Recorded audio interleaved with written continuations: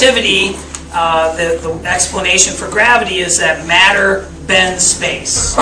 And so you put mass in a place in space, it warps space-time, and objects are not feeling a force of gravity, they're just following the natural curvature.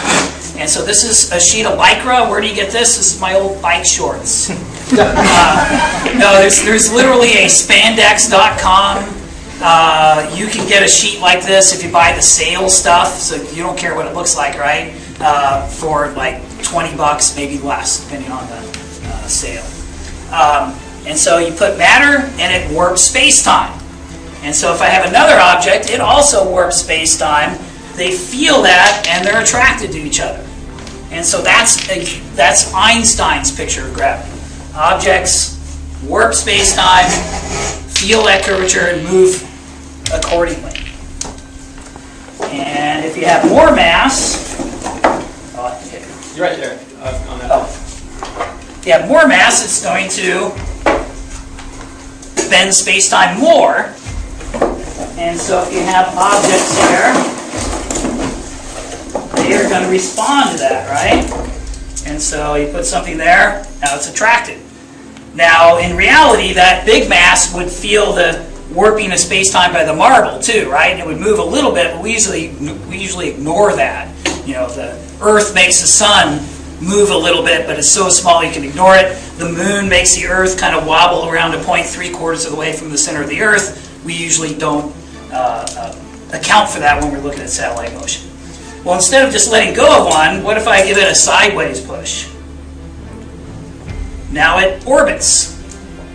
Now it's losing energy, which wouldn't happen in the solar system, right? Not noticeably. There's some perturbations from other planets and things, but this one does lose energy and spirals in.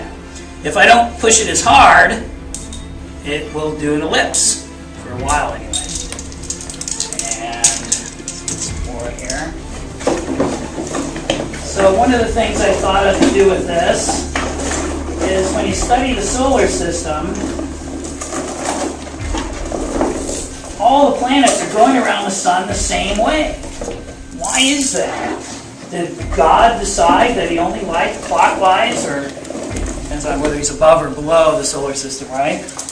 Why is everything going in the same direction? Well, the answer is it wasn't.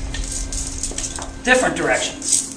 But there was a preferred direction. The disk it formed from had a slight preference one way versus another, and things going the opposite way got eliminated, and when it's all said and done, everything's going the same way. That works 90% of the time. Is it like a toilet flushing? Southern hemisphere? Wow, can you do that again? And so, it won't work then. And so I have slightly more in one hand than another, but I don't consciously do that. And you want to get them so they spread out a little when you throw it. It's because they're colliding with each other that you... The ones going the wrong way get eliminated, right?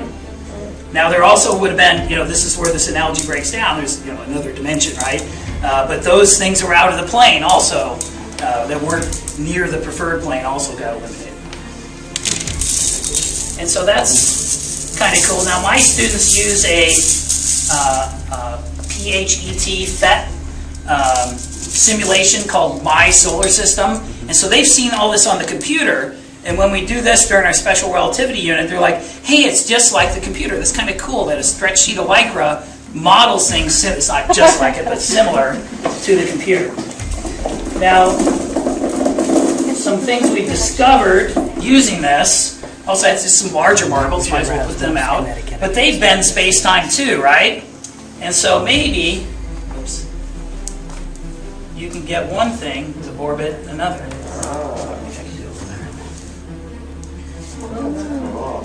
There we go. Oh my God. So the Earth-Moon system, maybe? And so you can see that this seam, you can't buy Lycra this big. You get it in rolls, and you have to sew it together. I've been told to use stretchy thread to sew it together. And so next time I do it, I'll do that because it pulls. And so just a little bit of thread fixes it. And so in the morning, when I first set this up, I'll have it leaning against the table. I'll be underneath fixing holes from last year. One time my principal walked in, and I hear somebody in the room, and I'm underneath, I'm in the middle of sewing it, I'm not going to pause yet, and then he's looking around for me, and he kind of knows somebody's in the room, and he says, oh, there you are. He goes, what are you doing there? And I go, I'm repairing a rip in the fabric of space-time. What do you think I'm doing? How often do you get to say that?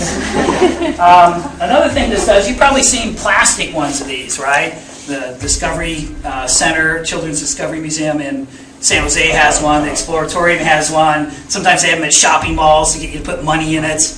But one thing you can't do with those is put two masses in.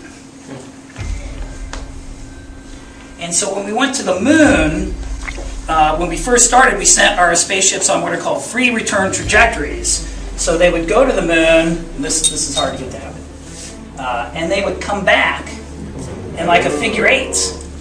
And so that lets you show, now of course the moon's a lot smaller, but if you look at the plots of the free return trajectory back from the Apollo program, you'll see it has a figure eight sort of shape. And so this takes a little bit of practice to be able to do the figure eight. These clamps around here, you can adjust it to make it tighter if it's not working. So Steve and I, when we set this up in the morning, we played around with it, and actually I think it was working better than it usually is. And so not easy to do. And so I go through that. One year a kid who read some stuff about the dark energy. We have our dark energy pole. It's over there. I happen to have an extra pole. I guess any of these would work. And so I'm just thinking, oh, dark energy, what is that? That makes everything come apart, right? And so dark energy would be that. And so stuff goes apart rather than toward it. So if you can work in dark energy anytime, right? And so I go through that spiel. Maybe it takes me 10, 15 minutes talking with the kids, stuff they're not familiar with. And then I just let them play. And so that's where we discovered the Earth-Moon thing. Is I just let them play, and they're like, Mr. Burns, come over here and look. And they were all excited because they discovered that. And I said, oh yeah, it's got it. Wow. And so there's, then I throw out a few other things so they can try this collected stuff over time. And put out all the marbles. So if you want to try it out, but we probably want to get back to electricity and magnetism. But we want to play, Mr. Burns. So I'd say the whole thing, if you bought all the parts and everything, it's about $100. But one of my favorite days, so you're going to do it Monday, right, Steve? You didn't get to it. But just do it once and you'll be hooked. And it will take a little bit of fooling to put it together, but I'll post the plans. It's not a whole lot of work for. So this is a take-apartable thing, right? It comes apart, all the PVC pipe, wrap it with a bungee cord, stuff the Lycra in that box, and I can carry the whole thing myself. So you want a large diameter? This is about the right size. You can get your whole class around it pretty much. Smaller. One problem is reaching. So some of you, I think, would have trouble with that, so you get a student to do it right. One thing you got to watch, though, is some students will think to go underneath to push up, and then while they're underneath, somebody decides to put the big mass down, and they get their space-time warped. And so you just tell them you can't go under, because we will get things ourselves. So. Even Einstein had rules. Yeah. And so, is general relativity in the state standards? No. Probably the crowning achievement of science, not in the state standards. Can you fit it in after the STAR test?